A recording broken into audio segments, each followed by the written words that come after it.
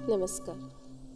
शक्ति शब्द और माँ का मातृत्व, उनकी कोमलता, ये दो कभी कभी बाहरी अर्थों पे अलग दिखते हैं कि माँ कहाँ शक्ति दिखाती है, लेकिन शक्ति का अर्थ सामर्थ्य, ताकत नहीं सिर्फ। और जब से मन में ये विचार आया कि माँ के शक्ति रूप को देखूं, जैसे ही माँ के शक्ति स्वरूप या माँ के स्वरूप की बात आती है तो श्री अरविंद की पुस्तक है छोटी सी जो माता द मदर, उसमें उन्होंने मदर के, श्री माँ के असली स्वरूप को वर्णित किया है। कहने को वो शब्द बड़े कठिन से लगते हैं। अगर हम मदर सिंबल के अंदरूनी चार हिस्सों को देखें, खंडों को देखें, तो वो माँ के चार स्वरूप हैं: महेश्वरी, महाकाली, महालक्ष्मी, महासरस्वती। हमने अपने पारंपरिक रूप में, भारतीय संस्कृति के आध्यात्मिक स्वरूप में तीनों चारों रूपों के अलग अलग चित्र बना रखे हैं। सरस्वती का नाम आते ही हमारे सामने आ जाता है विद्या की देवी और वीणा लिए हुए सुंदर सा रूप। इसी प्रकार लक्ष्मी है। महाकाली का वर्णन सुनते ही एक भय का, जबकि वहाँ भय नहीं है, वहाँ पे सामर्थ्य है। विनाश का रूप तब आता है जब आसुरिक शक्तियाँ सामने आती हैं। तो इन शब्दों को अगर हम समझने की कोशिश करें, हम खुशकिस्मत हैं कि हम माँ के मार्गदर्शन में चल रहे हैं और श्री माँ के अंदर ये सभी शक्तियाँ मौजूद हैं। मैं थोड़ा सा चारों रूपों को श्री अरविंद के ही लिखे हुए शब्दों का हिंदी अनुवाद बताऊंगी। अपने उसमें वो कहते हैं माँ के, वो कहलाता है श्री माँ का शक्ति चतुष्टय चित्रांकन। चार शक्तियों का चित्रित किया हुआ वर्णन है जो श्री अरविंद ने कहा, और उन्होंने स्पष्ट कहा कि उनकी जो पुस्तक है माता या द मदर, वो हमारी श्री माँ का ही स्वरूप चित्रित करने के लिए है। बाहरी तौर पे हमें वो एकदम मानवीय के रूप में मिल गई हैं, स्नेहमयी माँ के रूप में मिली हैं, लेकिन उनके अंदर वही दिव्य शक्तियाँ पूरी तरह से विश्वसनीय रूप से मौजूद हैं, उसमें कहीं भी कोई संदेह नहीं। पहला उन्होंने जो कहा है महेश्वरी, उनके शब्दों का अगर हिंदी अनुवाद करूं तो प्रशांत विशालता, विशालता लेकिन उसमें शांत, नीरव, और नीरवता जहाँ आता है वहाँ पे शांति का अर्थ गहराई के साथ आता है। वहाँ पर वो मामूली निस्तब्धता नहीं है जो भयानक भी हो जाती है, जिसमें सूनापन होता है, यहाँ पर वो नहीं है। नीरवता हमेशा गहराई लिए होती है। तो प्रशांत विशालता, व्यापक ज्ञान, अचंचल मांगल्य, मांगल्य है गुडविल, शुभ, सबके प्रति एक शुभ का भाव, सबके कल्याण का भाव, और अपार करुणा। जो महेश्वरी शब्द है वो अपने आप में देवी के जिस स्वरूप को प्रकट करता है उसमें ये गुण पाए जाते हैं कि विशालता है, व्यापकता है, शांति है, गहराई है, साथ में अपार करुणा है। प्रेम कहीं भी अनुपस्थित नहीं रह सकता अगर हम आध्यात्मिक विकास करेंगे। बहुत सारे ऐसे उदाहरण हैं, अवतारों के भी हैं, कि जैसे ही वो प्रेम से विमुख हुए उनका जीवन, वो अवतार वाला जीवन भी कितना अलग हो गया, उनकी क्रियाएं अलग हो गईं। जैसे कृष्ण को ही ले लें। बहुत सुंदर एक जगह पढ़ा था कि राधा और कृष्ण की बातें हो रही हैं, और राधा जब स्वर्ग में दोनों मिलते हैं तो कृष्ण के मन में कहीं संकोच होता है राधा को देखकर, क्योंकि वो उन्हें छोड़कर चले गए थे, और राधा के मन में ऐसा कुछ नहीं है। और राधा, मैं बहुत संक्षेप में बताऊंगी, लेकिन ये बात मुझे छू गई थी। राधा ने उनको देखा तो पूछा हंसकर, कैसे हो द्वारकाधीश। अब मानवीय भावनात्मक दुर्बलताएं, मनुष्यों के मन में जो सेंटिमेंट्स होते हैं, उसका वहाँ पे चित्रण है। कृष्ण तो उससे बहुत ऊपर थे, लेकिन वो मानवीय रूप वाले कृष्ण की बात है। वो कहते हैं तुम तो मुझे द्वारकाधीश मत कहो, तुम्हारे लिए तो मैं आज भी वही कृष्ण हूँ, वही कान्हा हूँ। तो वो कहती हैं ऐसा तो नहीं है, अब तो तुम कितने बदल गए हो। तुम्हें याद है जब तुमने प्रेम छोड़कर द्वारका जाने का निर्णय कर लिया, उसके बाद से और आज के में कितना अंतर है। अगर तुम वही कान्हा होते तो क्या सुदामा को तुम्हारे पास आना पड़ता? तुम जाते उसके पास। तुमने तो चक्र हाथ में उठा लिया। जो कान्हा सबको प्रेम देता था वो कान्हा चक्र का इस्तेमाल करने लगा, युद्ध की तरफ बढ़ा। तुम्हें याद है जब भी महाभारत का वर्णन होता है वहाँ मेरा नाम नहीं होता, लेकिन अंत में सब मेरा नाम लेते हैं। तुम्हारे उस वीर रूप की गाथा महाभारत में होती है, लेकिन किसी भी आम जनता के हृदय में, उनके मंदिरों में तुम्हारा वही प्रेम वाला रूप पूजा जाता है। कहने का मतलब यह है कि वो भी शक्ति है। महाभारत का युद्ध सत्य की असत्य पर विजय के लिए हुआ था, उद्देश्य वही गहरे हैं, लेकिन अध्यात्म जगत में प्रेम और भक्ति इनका अपना स्थान है। तो श्री माँ का जो भी स्वरूप हो उसमें प्रेम, करुणा, उदारता, इन गुणों से कहीं भी वंचित नहीं होते, लेकिन समय समय पर उन सारे रूपों का प्रयोजन है। यानी माँ सीधे शब्दों में कहूँ तो सर्वशक्तिमान है, सर्वगुण उसमें है, क्योंकि वो है परम शक्ति, सृजन करने वाली जननी। और उनके किसी भी रूप को, चाहे वो प्रेम करें, चाहे वो क्रोध करें, चाहे वो सहायता दें, शक्ति यानी सामर्थ्य वहाँ पर है। शक्ति स्वरूपा माँ यानी सर्व समर्थ माँ। हम इन अर्थ में अगर लेकर चलेंगे तभी आज के इस स्वरूप को प्रयोग कर पाएंगे। लेकिन माँ के उस सर्वशक्ति रूप में हमको खोज लेनी है वो बातें जो हमारे जीवन को कैसे मार्गदर्शित कर रही हैं। आज का मेरा उद्देश्य यही रहेगा। दूसरा रूप उनका जो है वो है महाकाली का। अगर हम लोग माँ की पुस्तकों को पढ़ें तो काली के रूप को लेकर माँ ने बहुत कुछ लिखा है। जितने ये देवी देवताओं के नाम आते हैं, माँ ने अपनी साधना में इन सबको अपनी आंखों से देखा, वे सब उनके पास आने लगे थे। और फिर उन्होंने एक जगह ये भी लिखा कि काली के बहुत सारे रूप, कई स्तरों की काली है। माँ काली जो है वो अलग अलग जगहों पर, अलग अलग भक्तों के पास अलग अलग रूपों में आती हैं। और ये जो अलग अलग स्वरूप, अलग अलग सामर्थ्य के साथ दिव्य शक्तियाँ हमें मिलती हैं, उसका कारण क्या? माँ काली को सबके पास एक सा होना चाहिए, लेकिन वो कहती है ऐसा नहीं है। इन सारी चीज़ों से होता है हमारे अंदर की चेतना का स्तर क्या है।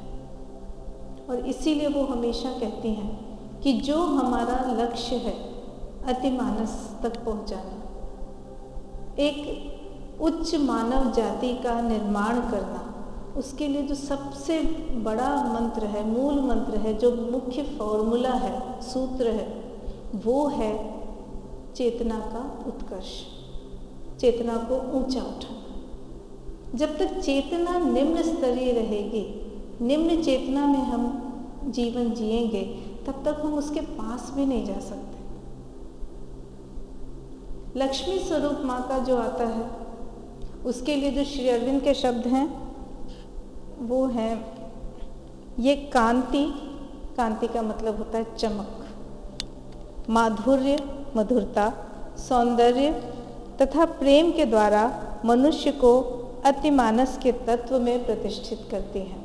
आ गया यहाँ पर भी प्रेम और सौंदर्य, क्योंकि मनुष्य जो है वो भौतिक, मानसिक, प्राणिक इन तत्वों का पुतला है, और हर स्तर पर जब जाना है तो भौतिक के लिए प्रेम जरूरी है, सौंदर्य जरूरी है। क्योंकि ईश्वर, पहले भी वो हम बात कर चुके हैं कि ईश्वर भौतिक स्तर पर सौंदर्य के माध्यम से आते हैं। आप सौंदर्य में जाइए, सौंदर्य वाली भावना रखिए, सुंदर चीज़ों को देखिए, सुंदर चीज़ों को पढ़िए, सुंदर विचारों को लाइए। आपको कहीं ना कहीं ईश्वर की दिव्य भावना की अनुभूति होगी। जैसे हम कुरूपता की तरफ जाते हैं, हम विरोधी शक्तियों की तरफ जाते हैं। जहाँ सौंदर्य नहीं है वहाँ ईश्वर नहीं है, जहाँ प्रेम नहीं है वहाँ ईश्वर नहीं है। तो लक्ष्मी स्वरूप जो माँ का माना जाता है वो है जहाँ सौंदर्य है, जहाँ प्रेम है। सरस्वती स्वरूप जो है, जो चौथा रूप माना जाता है माँ की शक्तियों का, उसके लिए ज्ञान एक बहुत बड़ा तत्व है। उसमें वो कहते हैं कर्म में निपुणता यानी परफेक्शन और निर्दोषिता, उसमें जरा सा भी कहीं पे कमी, वही परफेक्शन के लिए जब हम परफेक्शन की तरफ जाते हैं तो ज़रा सी भी कमी नहीं बर्दाश्त होती। ये कमरा बहुत गंदा है, हमने इसकी सफाई कर दी। गंदा है आते ही दिख जाएगा और हम सफाई करेंगे। गंदा है, हमने स्वीकार कर लिया गंदगी है, हम साफ करने लगे। हमने बिल्कुल साफ कर दिया और वो जो स्वच्छ रूप हमने देखा, मन को एक प्रसन्नता हुई। उसके बाद 1 मिनट पहले वो कमरा गंदगी से भरा हुआ था, फिर वो एकदम साफ। अब इसके बाद अगर एक छोटा सा गंदगी का टुकड़ा भी गिरे तो सबका ध्यान जाएगा, फिर वो नहीं हमें बर्दाश्त होता है। पहले गंदगी थी, हो सकता है आने जाने वाले लोग अपने हाथ से भी कुछ उसमें जोड़ देंगे, अरे पहले ही से गंदा तो है, थोड़ा हमने भी डाल दिया। जब हम कूड़ेदान के पास से गुजरते हैं तो अक्सर लोग वहाँ पे चीज़ें फेंक देते हैं। किसके मन में आता है कि हम इसको साफ करें? फिर जिसके मन में आता है, लेकिन वो बाकी मनुष्यों से अलग दिखता है। वो जो निर्दोषिता, वो जो स्वच्छता, निर्मलता, पवित्रता, शुद्धता, वो हमें प्रेरित करने वाला जो दिव्य स्वरूप है वो है महा सरस्वती का। अब इन चारों रूपों को तो हमने ले लिया। इसमें वो कहते हैं कि निर्दोषिता लाने वाली प्रशांत, शुद्ध और पूर्णता, पूर्णता का भी अर्थ परफेक्शन है, कि सामर्थ्य से युक्त सामंजस्य की देवी है। हार्मनी भी लाती है, एडजस्टमेंट भी कराती है, सब चीज़ों को सुचारू रूप से स्मूथली निकालने का रास्ता दिखाने वाला जो गुण है वो महासरस्वती का गुण है। अब हमारे पास एक श्री माँ है जिसमें वो अपने जीवन को ले जाके साबित कर चुकी हैं कि उनमें ये चारों रूप विद्यमान हैं। ये सत्ताएं हैं, ये गुण हैं, ये शक्तियाँ हैं, ये सामर्थ्य हैं। हम अपनी अपनी कल्पना से उनके रूप बना लें, लेकिन एक ये जो रूप है श्री माँ का, इसमें न हाथ में हम वीणा देख रहे हैं, न हमने काली का विकराल रूप देखा, लेकिन सब कुछ है। अर्थ क्या है? हम मानसिक स्तर पर अपने को केंद्रित करने के लिए, एकाग्र करने के लिए, कंसंट्रेट करने के लिए कोई ना कोई एक छवि बना लेते हैं। पर क्या वो तस्वीर ही देवी हो जाती? बच्चे कई तरह तस्वीरें लेके सड़क पे जाइए, फुटपाथ पे पोस्टर्स बिकते रहते हैं। क्या वो तस्वीर अगर सरस्वती की है तो क्या उसको आप फुटपाथ पर रखेंगे? क्या आप उसको 10 रुपए में बेचेंगे? क्या आप उसको खरीदते समय सोचेंगे मैंने सरस्वती को 10 रुपए में खरीद लिया? वो कब हमारे लिए सरस्वती बन जाती हैं? जब हम उसको अपने घर में लाते हैं, उनको प्रतिष्ठित करते हैं, उनको श्रद्धा और भक्ति उसमें डालते हैं। यानी वो सरस्वती कब बनी? जब हमारी श्रद्धा, हमारा विश्वास, हमारी भक्ति उनमें गई, तो उसको सरस्वती बनाने वाला कौन है? ये हम कौन है? हमारे अंदर की जो चेतना थी। वरना वो एक तस्वीर है। अरे वाह, तुमने बड़ी सुंदर बनाई, देख तेरी वीणा कितनी खराब है, अरे गणेश का मुंह कैसा बना दिया, तो वो तस्वीर है। इसीलिए मैं आपको इस बारे में थोड़ा सा इसलिए बता पा रही हूँ कि मेरा बाई चांस ऐसा हुआ था कि मेरा जो पीएचडी की थीसिस थी वो माँ के ऊपर ही थी कि श्री माँ ने नारी के प्रति क्या अवधारणा रखी। अब नारी के प्रति उनकी धारणा क्या हो सकती है जिसने एक सामान्य मानवीय नारी के जीवन का हर रूप जिया। कोई भी क्षेत्र ऐसा नहीं था जो हम अपने जीवन में जीते हैं और वो श्री माँ ने उसको नहीं देखा हो। हम 1000 बहाने कर देते हैं, कहाँ फुर्सत है, कैसे करें, क्या करें, लेकिन माँ ने तो करके दिखा। छोटी सी बच्ची थी तब से उनको होता था, सीधे उनको अनुभूति होती थी कि मेरा जीवन कुछ करने के लिए, कुछ बड़ा काम करने के लिए, मैं ईश्वर के लिए। और हर दिन की उनकी प्रार्थना कि ईश्वर मुझसे वही कराना जो तू चाहता है कि मैं करूं। तो यानी उस नन्हे से रूप से उसके अंदर चेतना जो थी। श्री अरविंद का जीवन हमारे सामने है, किन कठिनाइयों से वो नहीं गुजरे होंगे। माता पिता से दूर, नन्हा बच्चा, दूसरों के आश्रय पे रह के, इतने अभाव में कि अगर अभी ब्रेड खाने को मिल गई तो शाम को कुछ मिलेगा कि नहीं कुछ पता नहीं, और नहीं भी मिलता था। लेकिन वहाँ से करते करते उन्होंने एक सामान्य मनुष्य को उस रूप में लाकर दिखाया है, यानी असंभव नहीं है ये साबित करके दिखाया। तो माँ का जो शक्ति स्वरूप है वो हमारे लिए ये है कि हम सबके अंदर वो है। वो स्पष्ट कहती है कि हर एक के अंदर महेश्वरी हैं, सरस्वती हैं, लक्ष्मी हैं और काली है।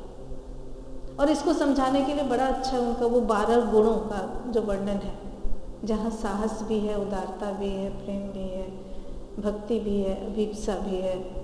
इस तरह के 12 गुण जो हमारे, मैं उसमें अलग से नहीं जाऊँगी, लेकिन हर क्षण जीवन में हर घटना को उस दृष्टि से अगर हम देखते चलें, और जैसे ही कमज़ोरी आए, जैसे ही दुख आए, जैसे ही घबराहट आए, जैसे ही निराशा आए, हम अगर उस तरफ अपने को मोड़ें तो क्या हम इन शक्तियों को विकसित नहीं कर सकते? शक्ति के बिना, पहले उन्होंने ये सीधे सीधे लिखा कि अगर श्री माँ का आगमन नहीं होता तो श्री अरविंद आश्रम नहीं होता।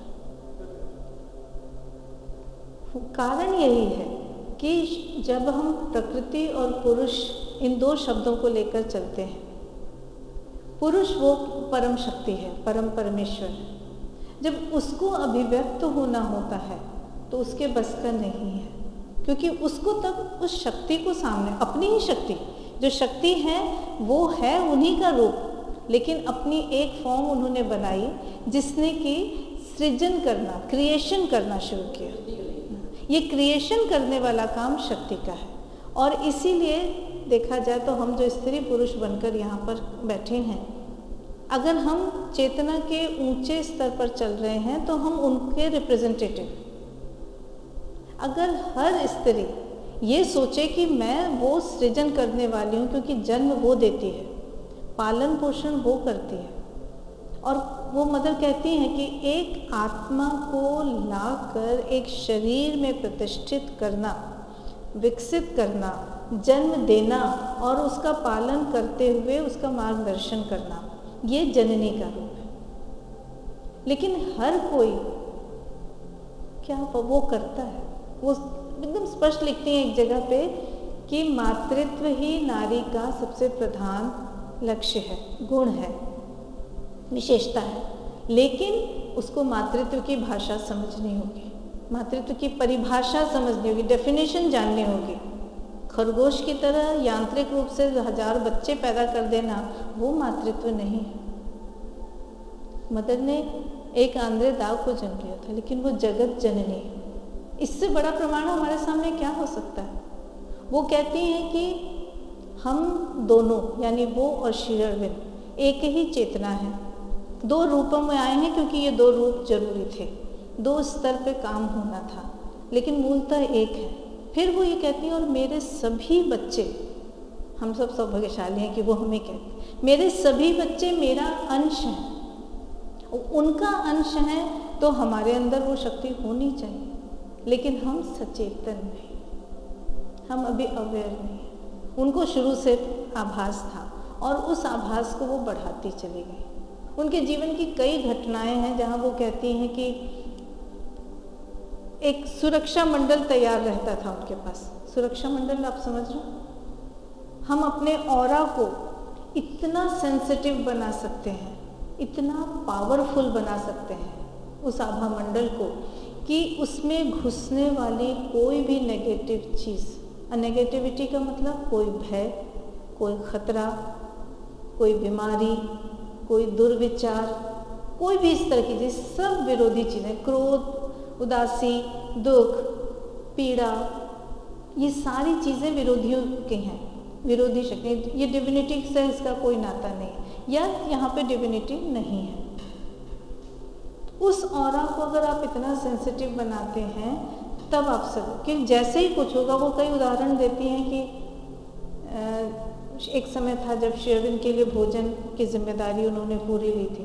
कहती मैं दूध उबाल रही थी और दूसरे काम में व्यस्त हो गई। अचानक ऐसा लगा जैसे कोई मुझे खींच के वहाँ ले गया, और मैं वहाँ पहुँची तो देखा बस दूध गिरने ही वाला था। लेकिन ऐसे इशारे हमें मिलते हैं, हम उसको सुन नहीं पाते, बहुत हल्की आवाज़ होती है इनकी। ऐसी चीज़ों को अगर हम धीरे धीरे प्रैक्टिस करके बढ़ाएं, जिसके लिए मेडिटेशन है, एकाग्रता है, कंसंट्रेशन की प्रैक्टिस चाहिए, तब हम अवेयर हो जाते हैं। घूमने जा रहे हैं और अचानक उन्होंने अपने सारे साथियों को इशारे से रोक दिया, रुको। सामने पता चला एक भयानक सर्प था, नाव, और सबको एकदम इशारे से चुप कर दिया। वो चुपचाप सामने से निकल गया, तब ये आगे गए। खाई में गिरते गिरते कितने बार बचे।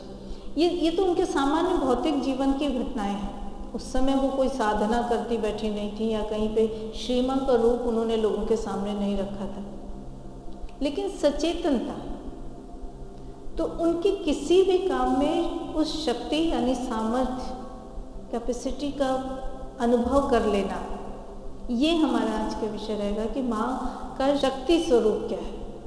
शक्ति हर जगह आपको चाहिए।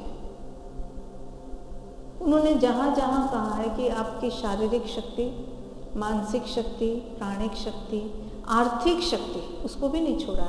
आत्मिक तो दूर की चीज़ है, वो तो खैर बहुत गहराई में आ गया। धन की शक्ति, जो लक्ष्मी स्वरूप है, वो क्या है? वो आपको कहीं ना कहीं कहना चाहिए सामर्थ्य दे रहा है, दारिद्र्य से, दरिद्रता से हटा रहा है। धन की शक्ति की सामर्थ्य माँ में कैसी है? वो कहते हैं कि जब भी धन आता है, क्योंकि हम लोग केंद्रित हैं श्री माँ के साथ, बड़ा आसान हो गया हमारे लिए ये जीवन। श्री माँ को देख लो और उसके बाद हम सब चलते। वो कहते हैं अपनी चाहे प्राणिक शक्ति हो, मानसिक शक्ति हो, ज्ञान की शक्ति हो, साधना की इच्छा हो, या आर्थिक धन की शक्ति है, जो धन आ रहा है उसको माँ का मान लो। जो खुशी मिल रही है माँ की कृपा मान लो, जो दुख मिल रहा है माँ की परीक्षा मान लो। यदि जो कुछ है वो माँ का मान लो, उसके बाद हमारा कुछ रहता ही नहीं। 100 रुपये हमको आज मिले और ये माँ के हैं, अगर हम इसको ये सोचें कि उतना ही मेरा है जितनी मुझे ज़रूरत है, तब आप उस धन की गिरफ्त में नहीं आ रहे। तो अपनी शक्ति को माँ की शक्ति से जोड़ने का सबसे अच्छा तरीका है कि हर चीज़ माँ की है, स्वयं हम माँ के हैं। उनकी शक्ति को पहचानने का सबसे अच्छा तरीका है कि हर परिस्थिति, हर कठिनाई, हर भावना, हर खुशी, हर दुख को उनसे हम जोड़ते चलें। ऐसे में माँ आपको बचाती है। और माँ के विकास का, माँ के जीवन का जो सबसे बड़ा आदर्श वो सरेंडर है हमारे लिए। जिसे श्री अरविंद ने कहा था कि बाकी तो दूर की बातें हैं, भौतिक रूप से फिजिकल लेवल पे ऐसा सरेंडर, ऐसा समर्पण संभव है, ये मुझे नहीं पता था। जिस तरह से प्रथम दर्शन के समय श्री माँ ने सरेंडर कर दिया था उनके सामने, और उन्होंने लिखा कि भले लोग इतने पंख में डूबे हैं तो क्या हुआ, जिन्हें मैं देख कर आई हूँ उसके बाद कोई चिंता की बात नहीं। वो जो एक विश्वास, वो जो एक पहचान, तो ईश्वरीय तत्वों को पहचानने के बाद फिर वही मेरा आ जाता है कि भगवत कृपा है भाई, कि वहाँ पे ईगो तो थी ही नहीं ना, वहाँ पे उस गहरे स्तर पर रियलाइजेशन था कि ये परम परमेश्वर का की चेतना यहाँ पर है और ये उन्हीं की शक्ति है।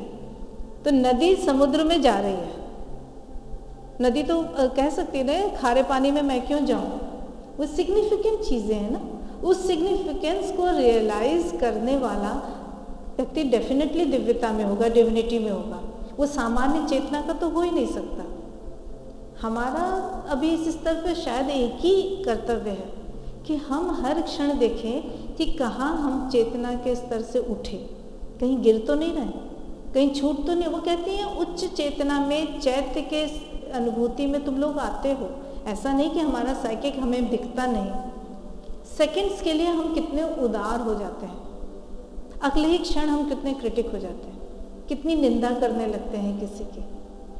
उस समय अगर एक अवेयरनेस है, अगर एक सजगता है, सचेतन है, अरे ये क्या कर रहे हैं, हटो, और तुरंत अपने को वापस ऐसे में पुकारने को कह के, हमारे पास तो वो हैं, वो कहती है पुकारो ना मुझे, मेरा स्नेह, मेरी शक्ति हमेशा तुम्हारे साथ है।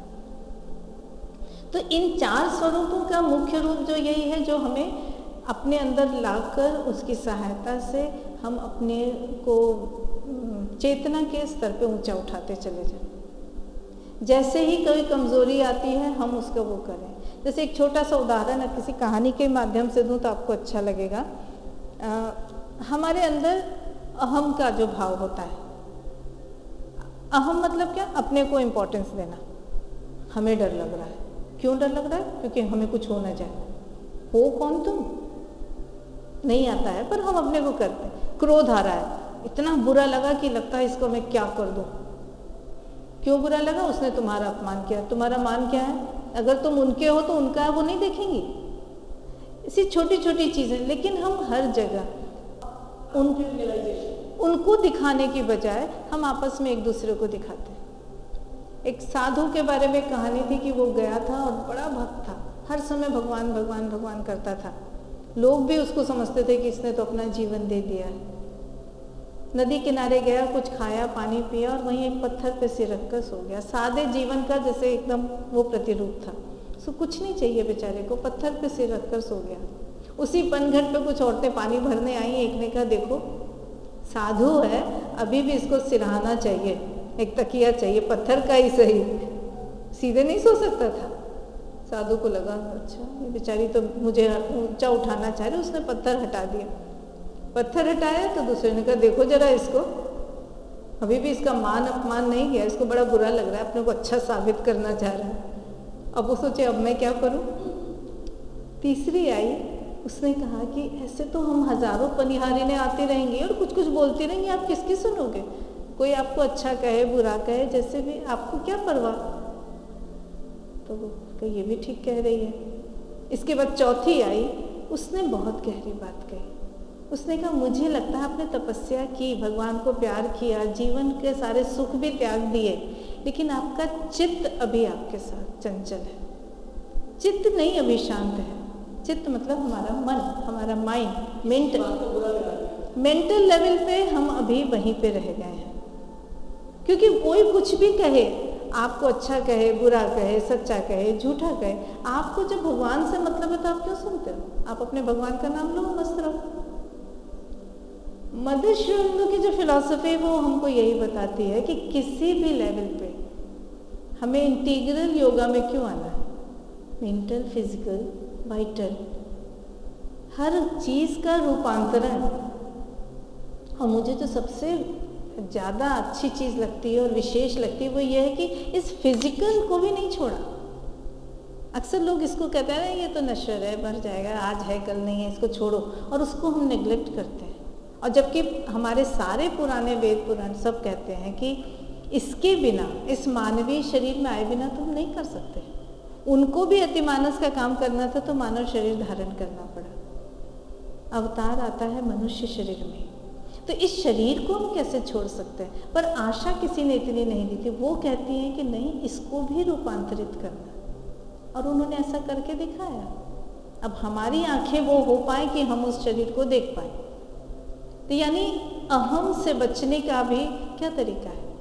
वही सरेंडर का साक्षात स्वरूप वो दिखा चुके। ये लोग हमारे सामने एक आदर्श रूप रखने आए। ये मीरा और अल्फा से बनकर एक भौतिक जीवन जीने आई हैं। क्या अब भी हम ऐसा सोचेंगे? इनको ये जन्म लेना इनके लिए क्या जरूरी था? और ले भी लिया तो साधना के जिस स्तर पे थे दोनों, क्या अपनी सिद्धि पार उनके लिए कठिन थी?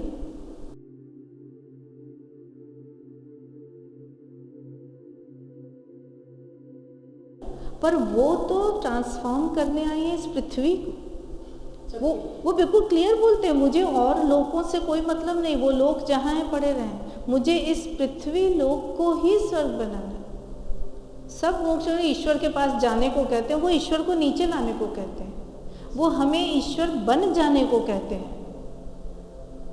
कितनी सुंदर कल्पना है कि हमारा ये शरीर हाड़ मांस का नहीं है, जो हड्डी टूटी और मेरी उंगली टेढ़ी हो गई, ये नहीं होगी, हड्डी नहीं होगी। हम केवल लाइट के हो सकते हैं, हम केवल प्रकाश होंगे, हमें किसी खाने की जरूरत नहीं होगी, हमें किसी प्रजनन की जरूरत नहीं होगी। और तब वो कहती है नारी पुरुष का जो शारीरिक अंतर है वो भी नहीं होगा, लेकिन उसके पहले प्राणिक स्तर पर, मानसिक स्तर पर हमको इन दोनों से ऊपर उठना होगा। हमें भूल जाना होगा कि हम नारी हैं कि हम पुरुष हैं, हम हैं ये भी भूल जाना होगा। हम उनकी चेतना का एक अंश है, क्योंकि वो जब वो कहते हैं ना कि अहम जो है वही तो सारा इसमें है, जड़ वही है, चाहे वो तामसिक अहम हो, राजसिक अहम हो या सात्विक अहम। तामसिक अहम के बारे में एक ही परिचय है कि वो हमेशा दुर्बलता से भरा होता है, कमजोरियां दिखाता है। अरे हम किस लायक हैं, हमारे बस का क्या है, अरे हम बड़े अभागे हैं, हमारी तो किस्मत ही ऐसी है, हमें तो कोई प्यार नहीं करता, भगवान भी हमारा कुछ नहीं कर सकता। और उस तमस में हम डूबे जा रहे हैं। हम हैं लेकिन अच्छे हैं बुरे हैं वो तो एक अलग बात है, पर हम अपने को हम कहते हैं मैं हूँ, मेरा तो यही हाल है, मेरी तो किस्मत भगवान है, भगवान को भी नीचे ले आए उठा के। राजसिक अहंकार थोड़ा सा ऊपर होता है, वो बातें बड़ी अच्छी अच्छी करता है, नहीं भाई मैं अपने आत्मसम्मान को नहीं ठेस लगने दूंगा, सेल्फ रिस्पेक्ट मेरे बहुत प्रिय है, बड़े सुंदर शब्दों में, लेकिन होता वो भी अहंकार। जब तुम भगवान की तरफ पहुंच रहे हो, जब हम उनके बन रहे हैं, तब फिर मेरा सम्मान क्या, मेरा आत्मा ही नहीं है, मैं तो उनकी हूँ, वो देखेंगी वो करेंगी। और इससे भी भयंकर वो कहती हैं सात्विक अहंकार, सत्य, तम, रज और सत्य। जो सात्विक अहंकार है वो तो हमें पता भी नहीं लगने देता कि हम अहंकार में हैं। दिन रात हम मेडिटेशन कर रहे हैं जी, सामने कोई आ रहा है अभी मत करो, डिस्टर्ब मत करो, मेडिटेशन कर रहे हैं। और उस मेडिटेशन में कहाँ से हम इतने आसक्त हो जाते हैं, इतने अटैच्ड हो जाते हैं कि कितनी भी बड़ी जरूरत हो हम उस मेडिटेशन को नहीं छोड़ें। कहने को यह कि हम तो ईश्वर के लिए कर रहे हैं ना, मेडिटेशन करेंगे तभी तो अंदर का रियलाइजेशन आएगा, लेकिन भाव क्या है वहाँ, वो ऊंचे स्तर का अहंकार है, लेकिन है ईगो ही वो भी। एक छोटी बुढ़िया की कहानी मुझे याद आ रही है कि बेचारी के दोनों बेटे मर गए, पति पहले ही चला गया था, बड़ी गरीब थी, कमज़ोर भी थी, बीमार सी थी, पर उसके पास एक सिलाई मशीन थी, तो वो सिलाई करती रहती थी और सिलाई करके थोड़ा बहुत जो मिलता था खा के गुजारा कर लेती थी। लोग उसको दया की दृष्टि से देखते तो उसको अच्छा नहीं लगता था, कभी कहते थे माँ क्यों कर रही हो, हम दे देंगे, कहती थी नहीं मेरे दो हाथ हैं ना, ईश्वर ने दिए हैं, क्यों दिए हैं, और मेहनत कर। बच्चे आके शोर मचाते थे पर उसे उन बच्चों पे कभी बुरा नहीं लगता था, लोगों की दया बुरी लगती थी पर बच्चों का शोर तंग करना नहीं बुरा लगता था। एक दिन उसके सामने गांव का प्रधान आया, उसने ऐसे झांका और फिर देखा कि ओह अच्छा तुम्हें तो बड़ी तकलीफ लग रही है, तुम चाहो तो मैं तुम्हारी पेंशन का इंतज़ाम करवा दूँ। उसने कहा क्यों, मेरे दो हाथ हैं ना, मैं कर रही हूँ काम, तुम्हें मेरी चिंता क्यों हो रही है इतनी, क्यों चाहते हो मैं दूसरों के सामने, भले सरकार के सामने हाथ फैलाऊं, भगवान मुझे दे रहा है। और फिर उस व्यक्ति ने कहा कि ओ नहीं मैं तो ऐसे ही कह रहा था, चलो ठीक है, वैसे मैं तो चंदा इकट्ठा कर रहा हूँ, मेरा मन है कि लड़कियों के लिए इस विद्यालय एक खोलूँ, इस गांव में एक विद्यालय हो जाए। और ये सुनते उस बूढ़ी औरत के आंखों पे एकदम चमक गई, तुम विद्यालय खोलोगे? उसने कहा मैं उसी के लिए चंदा इकट्ठा करने आ रहा था, तो तुम्हारा तो खुद ही हाल है, तुम रहने दो।